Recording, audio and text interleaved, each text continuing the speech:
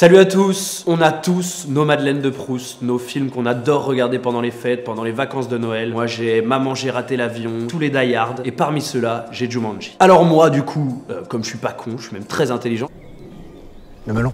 Je me suis dit, pourquoi ne pas faire une analyse comparée entre le vieux et le nouveau et dire un peu les avantages et les défauts de chacun. On va pouvoir se poser ensemble la fameuse question, alors est-ce que oui ou non c'était mieux avant? On en parle tout de suite.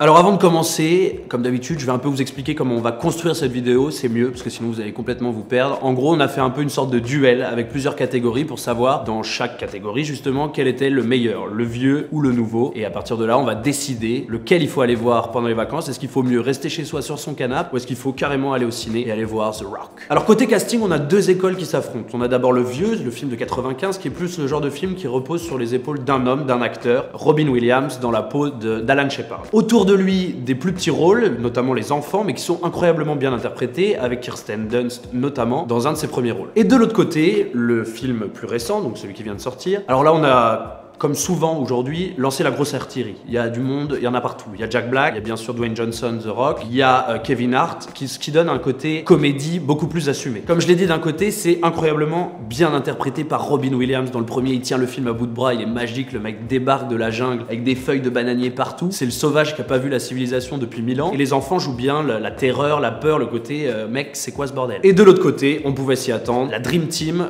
réalise des exploits, elle nous fait rire, elle nous fait un peu frissonner, mais on est à fond dedans et la promesse est tenue, donc je dis égalité totale. Deuxième catégorie, l'image. Effectivement, là, on a 20 ans d'écart et en 20 ans, des progrès ont été faits, notamment au niveau des effets spéciaux. Et pourtant, là aussi, j'ai mis égalité parce que vous prenez, ok, très bien, on prend le Jumanji qui vient de sortir, on est transporté dans le Jumanji, donc forcément, il faut créer un univers et ça, c'est fait à merveille. On a des animaux, des tribus, tout un décor, une jungle, etc. Ça, c'est nickel, franchement, rien à redire. Le vieux se situe, lui, dans notre monde, dans notre civilisation, et fait venir Jumanji, et honnêtement, regardez-le, ça a pas mal vieilli du tout, les effets spéciaux sont hyper bien faits, les animaux, on voit débarquer, et j'ai oublié de le citer pour le casting, il est juste incroyable, le chasseur, c'est juste mythique, avec sa grosse moustache, son fusil géant, enfin tout est bien fait et vous le regardez aujourd'hui, ça passe largement. Le vieux film était forcément plus sombre, donc on avait une image beaucoup plus obscure, on avait des choix de réal où en fait on suivait beaucoup Robin Williams et Sarah Whittle qui étaient dans un affrontement entre l'un qui va absolument finir les jeux et l'autre qui a peur, puis il y avait ce côté que moi j'aimais bien, un peu vintage où on lance les dés. Ça crée un suspense et on s'attend pas à ce qui va tomber. Là le côté, on est déjà transporté dans Jumanji à travers un jeu vidéo, fait que la réal est beaucoup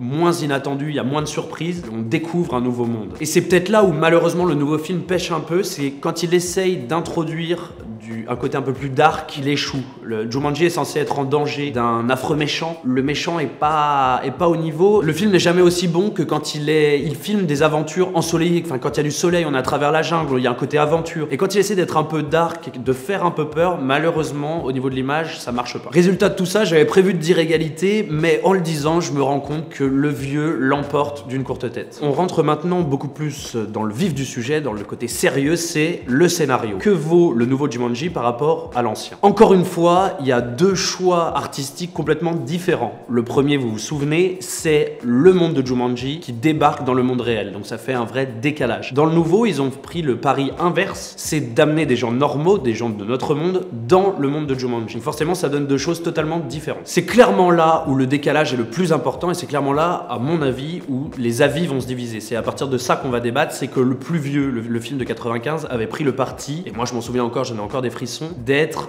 comment dire, effrayant. Franchement, il y avait du suspense, il y avait un côté noir. Pour un enfant, mater Jumanji à l'époque, ça faisait peur, on était terrorisés. Le début est très sombre, le début est franchement flippant. Et puis au fur et à mesure, on se disait, mais qu'est-ce qui se passe? Des abeilles géantes, des crocodiles, des machins. On était complètement effrayés, et avec notre âme d'enfant, pour nous c'était un film de suspense et d'horreur. Mais le monde de Jumanji dans lequel on est transporté dans le nouveau film n'a franchement rien d'effrayant, c'est tout à fait différent. On est ok dans un décalage énorme, ok il y a des monstres, il y a des situations un peu de suspense, mais on n'est pas dans le côté noir, dans le côté flippant. Donc c'est là où les avis vont diverger. Est-ce que vous préférez le côté on a peur, ou le côté on est dans de l'action, dans du rire, et on est emporté dans une aventure? Il y a d'un côté un film plus horreur, et de l'autre côté un film peut-être un peu plus pour les jeunes, comédie d'action. Je pense que c'était important d'en parler parce que c'est là que se situe peut-être le décalage le plus important. Et c'est marrant, c'est étonnant parce que dans le vieux, on a Robin Williams qui est quand même peut-être un des princes de l'humour américain. Il a fait des comédies mythiques, il a fait du stand-up, et là il est dans un rôle beaucoup plus sombre parce qu'il a traversé des galères. Le mec a été enfermé dans un jeu pendant 20 ans, c'était quand même compliqué. Là, il assume un rôle qui est pas du tout drôle. Et de l'autre côté, ils ont vraiment parti pris très fort, on va rire.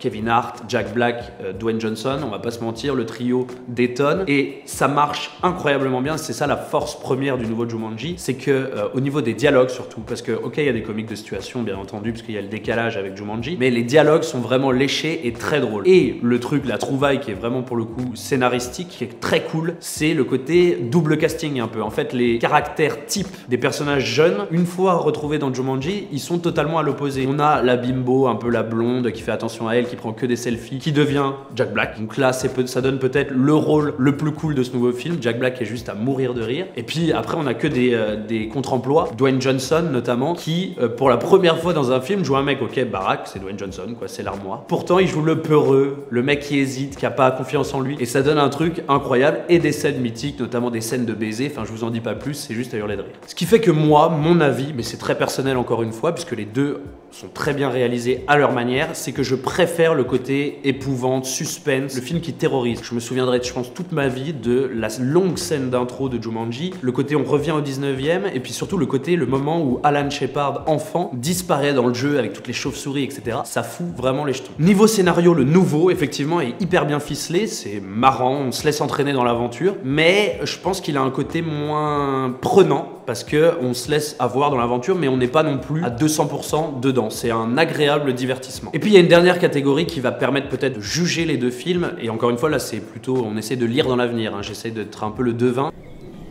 Le melon.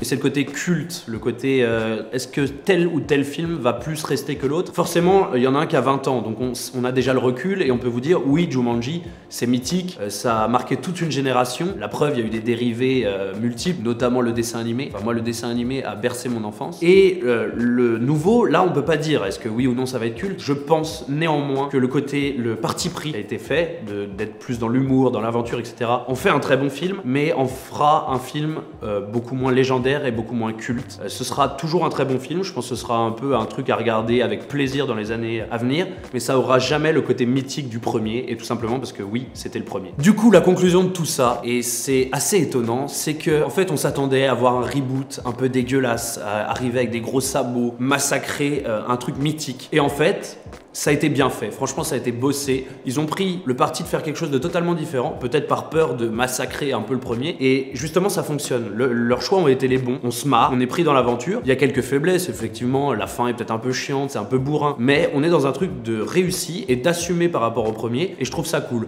Donc mon conseil, au lieu de choisir entre les deux, matez-vous le vieux à la télé, et juste après, vous allez au ciné voir le nouveau. Si vous êtes fan du premier, n'hésitez pas à en parler en commentaire, moi je peux en parler 2 heures, je vous répondrai avec plaisir. Si vous avez vu le nouveau et que vous avez un avis différent ou que vous êtes d'accord, n'hésitez pas non plus à le mettre en commentaire. On peut aussi faire un Team Old versus Team New pour savoir un peu lequel vous préférez. On en parle en commentaire. Et comme d'habitude, vous connaissez maintenant la chanson, likez, partagez, abonnez-vous. On se retrouve très bientôt. Ciao!